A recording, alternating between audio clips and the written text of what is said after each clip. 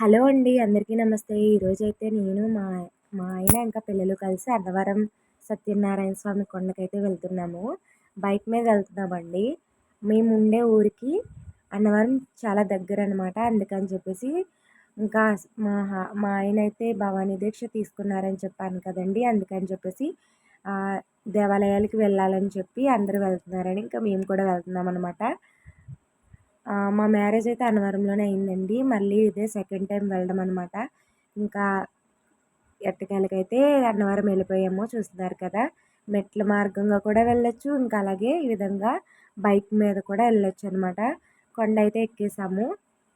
ఇంకా బైక్ అయితే ఓ పక్కన పార్క్ చేసేసి చాలా ఖాళీగా ఉంది కదండీ! మేము ఆదివారం వెళ్ళడం వల్ల చాలా భక్తుల రద్దీ అయితే తక్కువగా ఉందనమాట. అందుకని చెప్పేసి దర్శనం కూడా తొందరగానే అయిపోయింది. వీడియో తీద్దామనుకున్నాను. కానీ ఫోన్ నాట్ అలౌ అనమాట. ఇంకా దర్శనం చేసేసుకొని బయటకొచ్చేసరికి మా పిల్లలైతే గోల స్టార్ట్ చేసేసారు. ఇంకా అవి కొని, ఇవి కొని అని చెప్పేసి ఇంకా మా ఆయనైతే ప్రసాదం కౌంటర్ దగ్గరికైతే వెళ్లారనమాట. ప్రసాదం తీసుకొని ఇక్కడ అన్న అన్నప్రసాదం అయితే పెడుతూ ఉంటారనమాట నిత్యం కూడాను. అందుకని చెప్పేసి ఇంక అక్కడికే వెళ్ళి భోజనం కూడా చేసేసాము.